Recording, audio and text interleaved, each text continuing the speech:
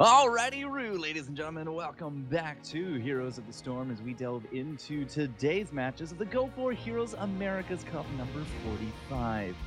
Lots and lots of esports still kind of plugging away here at Heroes of the Storm. We got HTC going on, all the BlizzCon prep is now over, Amateur Series continues on with Heroes Hype Weekly.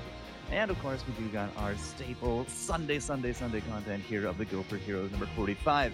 Today's first round contestants are going to be Duality Gaming up against the Doughboys.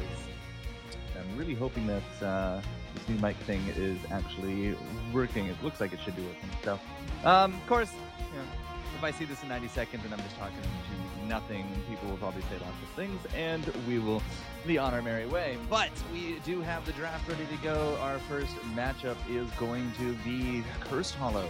It's our first map of the day.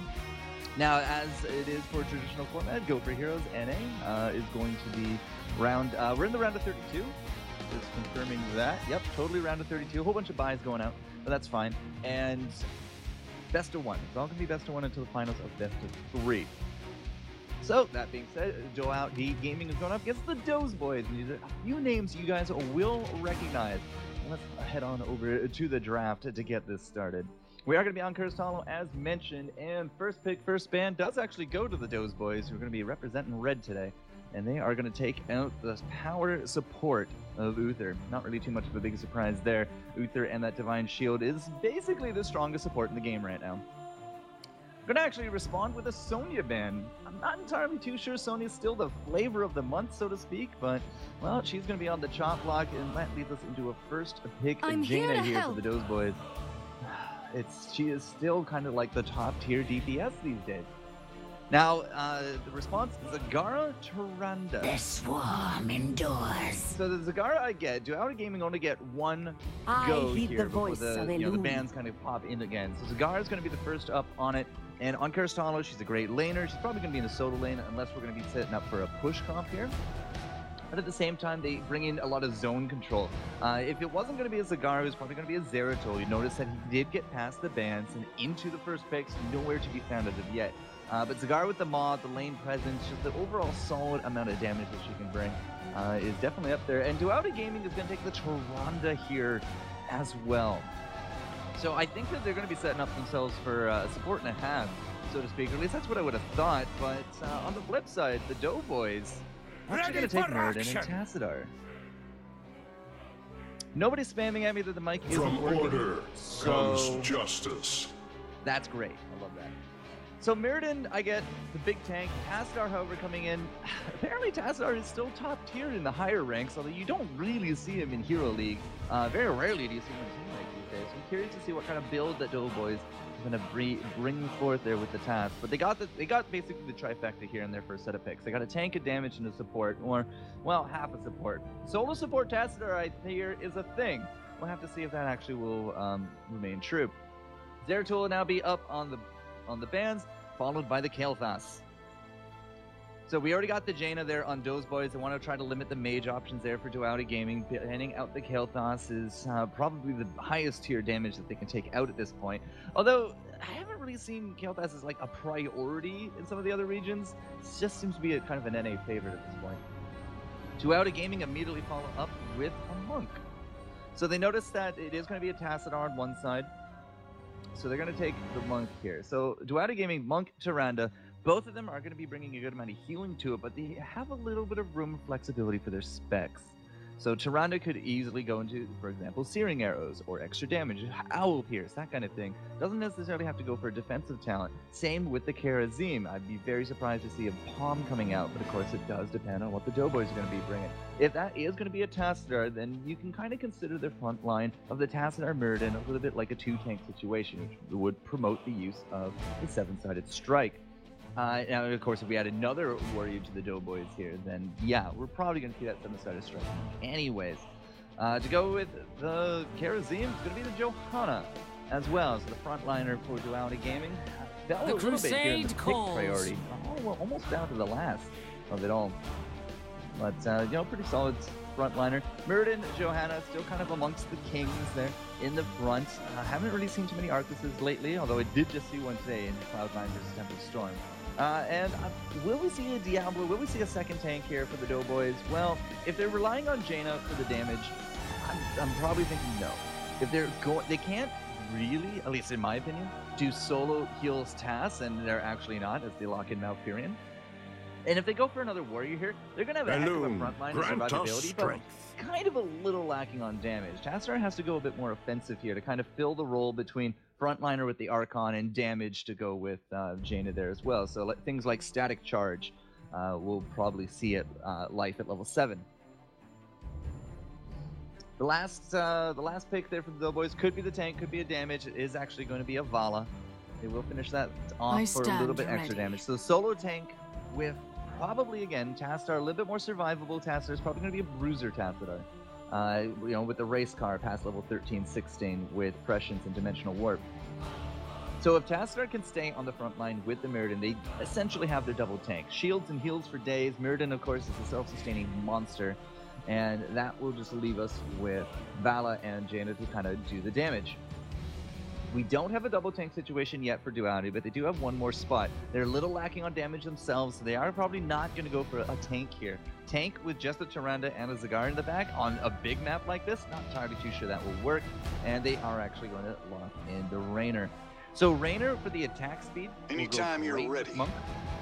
The Inspire on Monk, will promote a lot of actually self-heals. The Inspire for Tyrande there as well. A little bit of extra damage, especially on the back of a Hunter's Mark. Hunter's Mark, extra damage, attack speed, that's going to be working on basically the entire team, plus Minion as well. Hunter Killers, I believe, will get that bonus. Roaches will get that bonus there as well. And that will be that. So, again, a little bit of a different drafting technique these days. But, hey, there it is.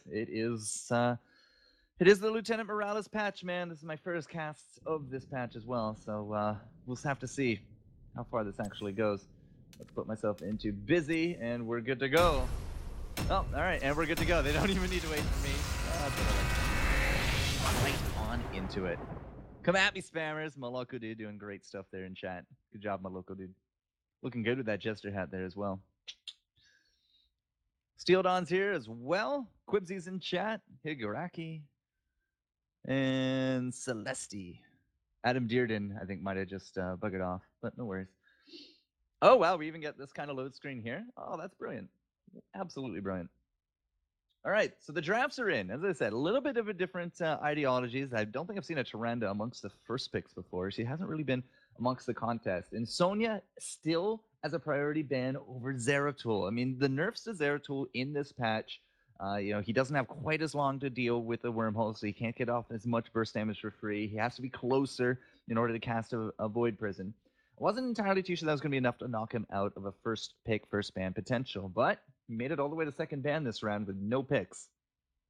So there's definitely been a little bit of a shift. Still seeing Muradin and Johanna's there up on the front. Tassadar is the priority, though, from the Doze boys. I mean, both sides are running the half supports at this point. Heroes. I wonder if the Tassadar is just going to be a response to the Tyrande, because they picked Tassadar third, which is after the Tyrande pick. So a half support for a half support. Can I turn my volume up a little? Actually I can. The battle begins in 10 seconds. Change volume. 5, 4, 2 extra 3, decibels. I hope that doesn't blow it to you. 1. I didn't actually think to update my allies, but it looks like it's good to go. But on the left-hand side, oh, I remember this bug. And stop. All right, cool. Mouse is now working. On the left-hand side, it's going to be Duality Gaming. And that will be Myth, Father, Major, Vex. Vex? Yeah, Vex, Fears, and Chromatic. And all 5 of them are going to be coming up here into the top. They find Furious D and Lick My Crossbow. Quibsy, Achilles, and all the way down to the bottom is Jumping Duck. And that's going to make up the Doze boys. I have to wonder why there's an S on the end of Doze. But these days, all right. A little bit of a cluster here into the mid. 3-on-3 for now. Quibsy's going to be here with Crossbow, but this isn't a double stun comp. This is Chromatics and Monk with Raynor. So, I mean, it's going to have the range advantage, and as you can see, we're just going to kind of leave Lick My Crossbow there. Quibsy and Furious D looking for the transfer. But the transfer is going to go top instead. Comatix actually has other designs. They're not quite going to find a kill yet. They really want to try to do something into this mid, and they're going to come in from behind. Furious D needs to get off the stun. There's the burst from Quibsy as well. Good heals from Fierce, but Fierce is actually body blocking back a little bit. First blood. Fierce need to be on the other side of that one, and Rainer will go down as a result. Father Major up top said Comatix, you know, he did have other designs. He went all the way top looking for the kill on top of Achilles. Looks like the stun combo did land there with Father Major, but Tyrande actually gets intercepted by Quibsy and Furious D. So it's good to see the former 2-arc boys here kind of just working away at it. Jumping Duck is up against Myth. Not exactly the bottom lane matchup you might have expected coming into this one. But Myth versus Jumping Duck, it's just going to be Myth trying to push this lane consistently. I mean, there's not too much that Malfurian's going to be able to do. Unstoppable means that she's not going to be a ganking target here either. Quibsy and Furious D are going to have to find a different target. Is this better? Volume Celesti, please let me know.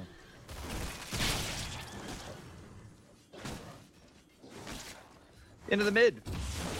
My crossbow should be able to keep up with the clear. I mean, Vex and Fears don't exactly have a lot of AoE in order to kind of wave clear at this point. So Lick My Crossbow should actually have a pushing advantage there. And ooh, Achilles left that vault all the way to the end. Oh, that's cool. Yep, I should have probably updated my allies, so we're just going to hide that. All right, no tribute as of yet. We're looking at the 230 mark. Here it is. It's spawning bottom. We did just actually pick up these Siege Shines here as well. And Quibsy's going to show himself now into the mid.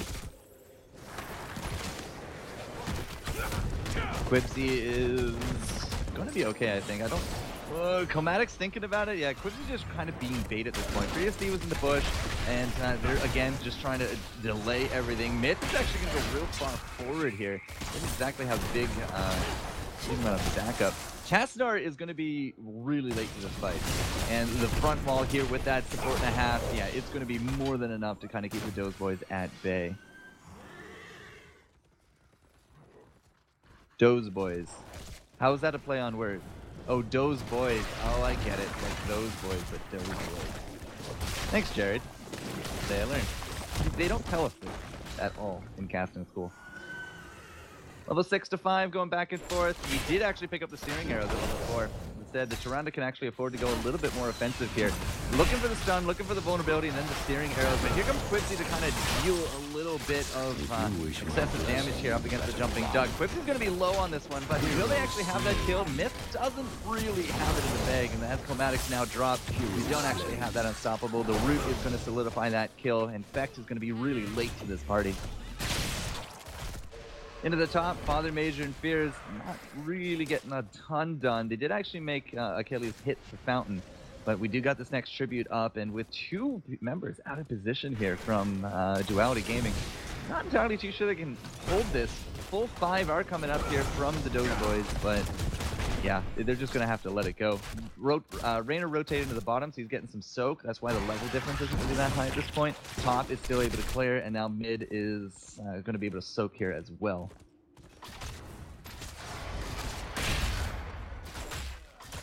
Level 7s on both sides. Moonburn into Rampant Growth, Enduring Growth for our Malfurion. No cleanses here. There is really, I guess, only the 2 set of stuns between the Tyrande and our Johanna, but you don't really take the cleanse for Johanna.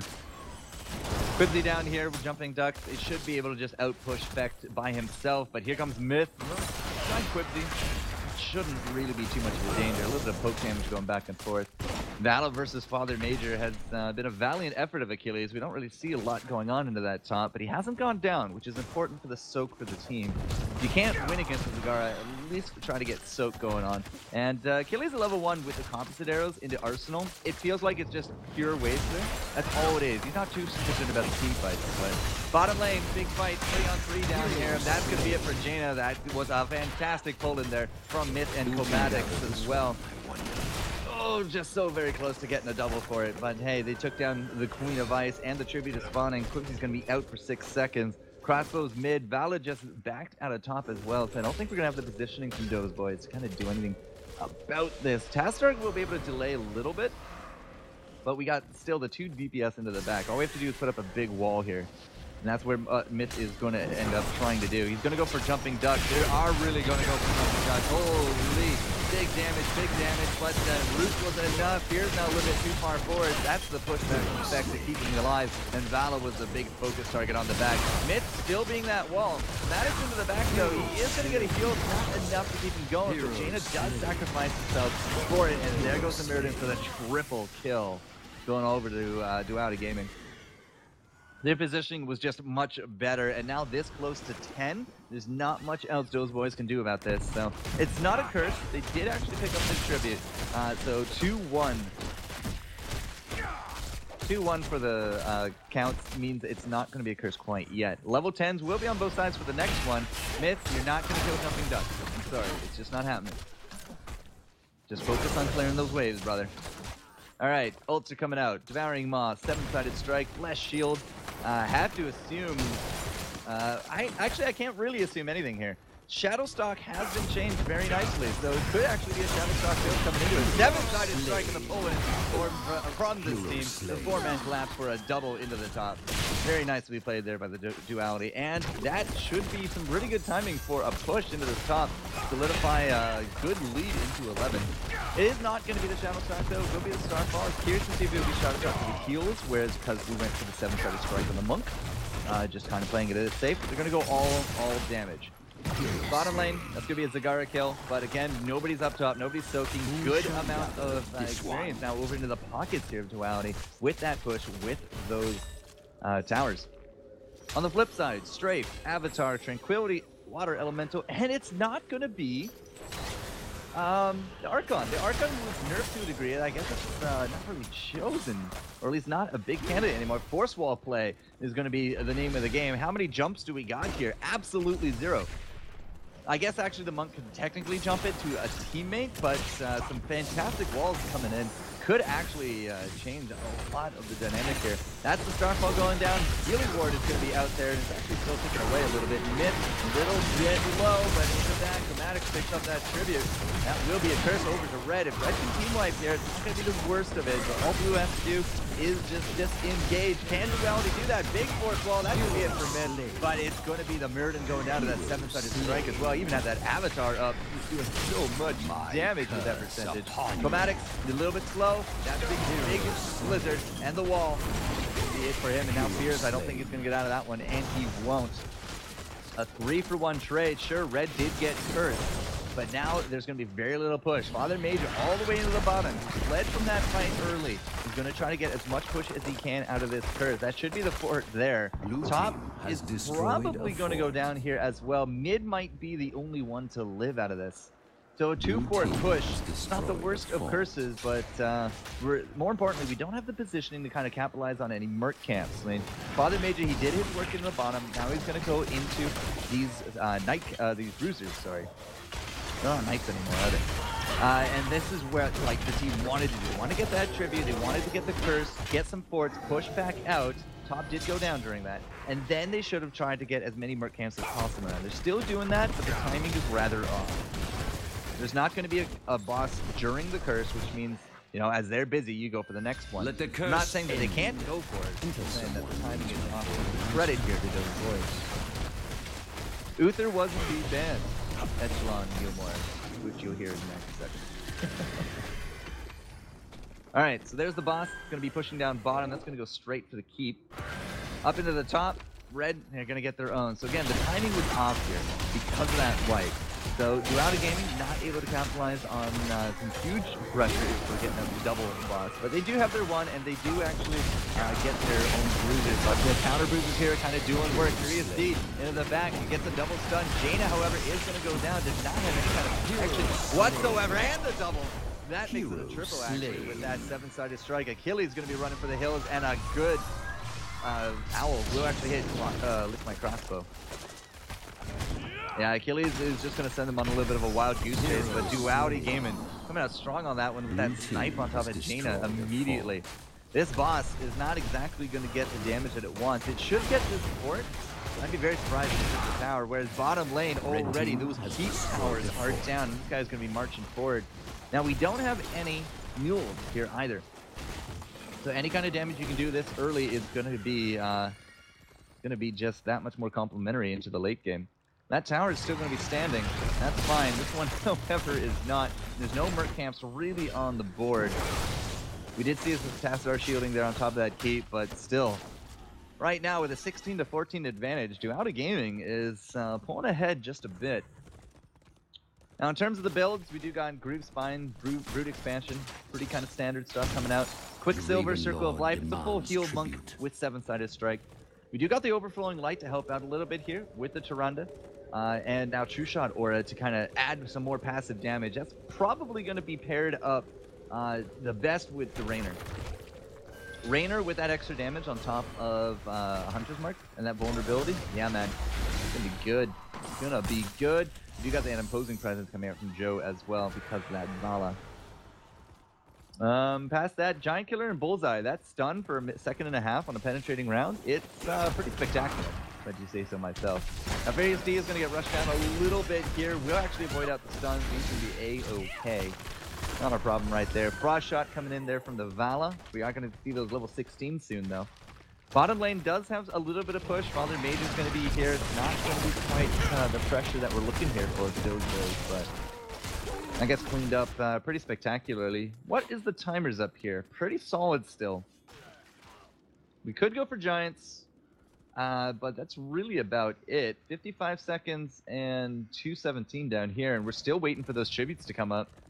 Tributes don't feel like they're going to be that far off. We did just take that top one, so this next one, if it does favor bottom, it's going to be great for Duality Gaming. Because as you can see, they're going to try to push in. They're going to throw out that Hyperion here as well. That might be enough between that and the Hydralisk. The Yamato Cannon comes out very strong. Oh, it's going to be so very close. Then on the flip side, we do got that Maw coming out. We're looking for a disengage here from Duality Gaming. Oh, the Maw did, or the Hyperion did actually finish it off into the back, so that's going to be really terrible here for Joe's boys, especially with that tribute now spawning bottom. Man, Duality Gaming is just in the money on this one. Now, they're probably going to lose Myth here. He does not have Unstoppable, but he will keep the team at bay. Achilles is going to be moving forward without that support. One stun could have been it for them, but I think Duality is just going to have to give this one up.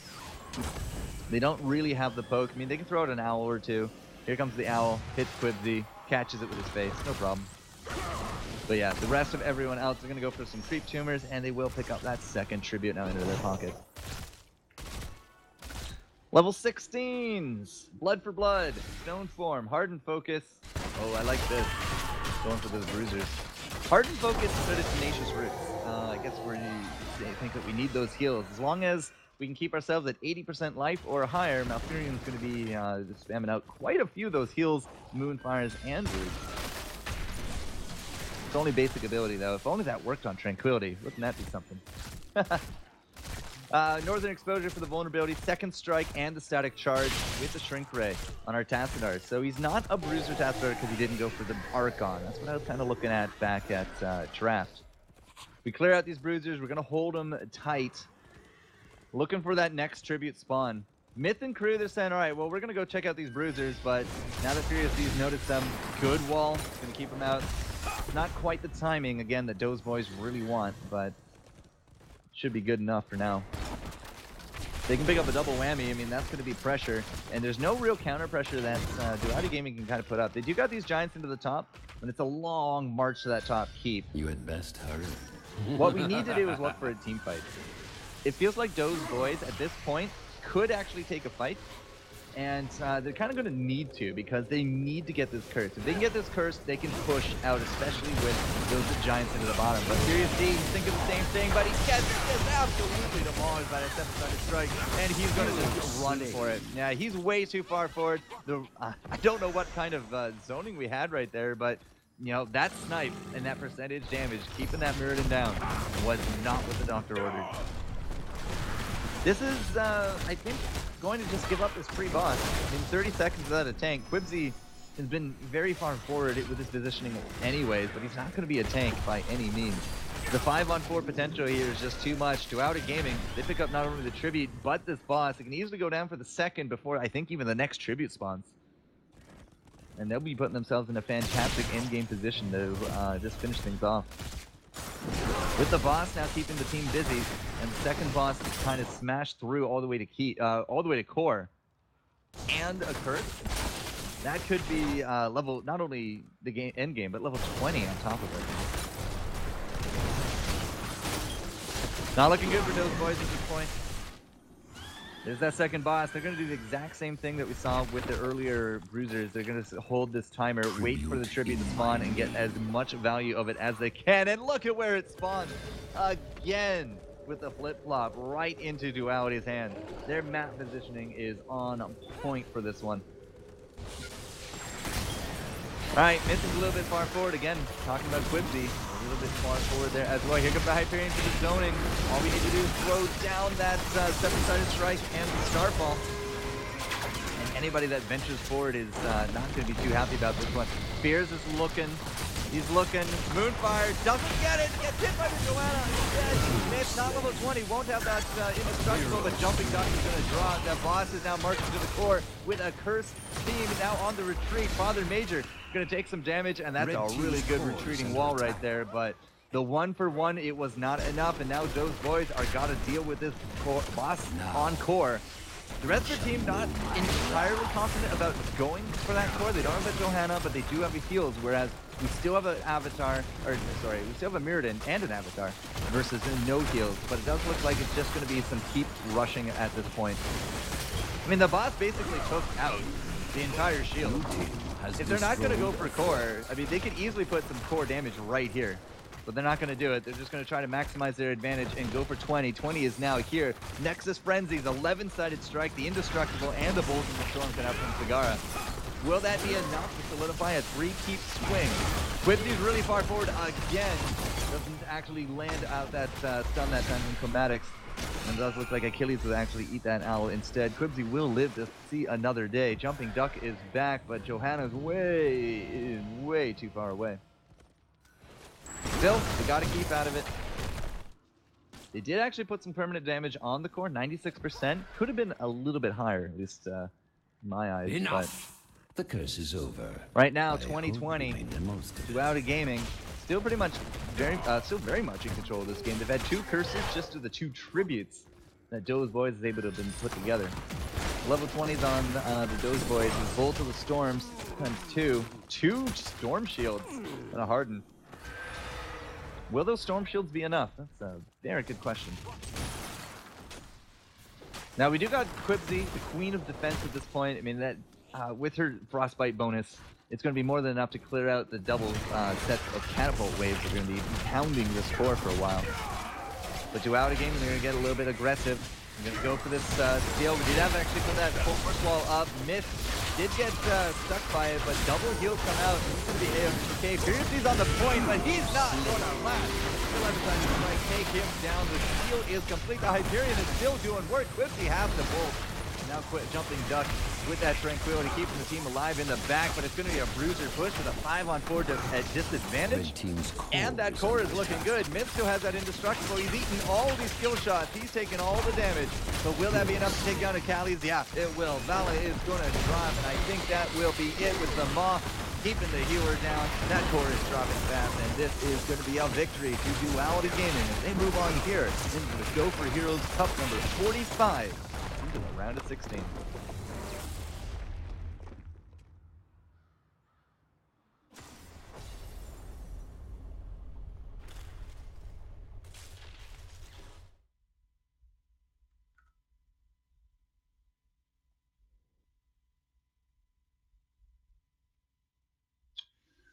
Duality Gaming with that Tyrande Zagara.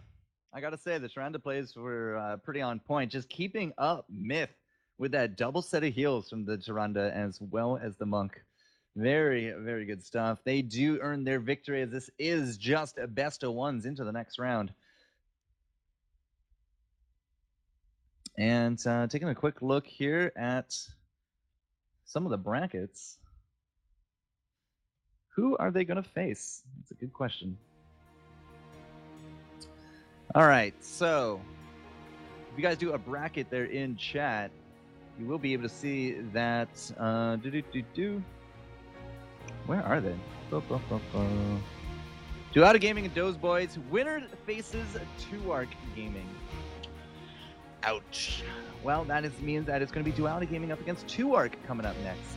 And whoever wins there actually goes up against Gale Force Esports, who not only had a bye first round, but already played up against Momentum and has already won. Gale Force Esports been in the last few cups. 41, they were in the wild card. 44, now 45. Mudslide, Lamo, Howlwind, Mysticals, and Sin to make up that team roster. And so whoever wins against Duality and Tuark will face off against Gale. And I guess that's what our course is going to be for today.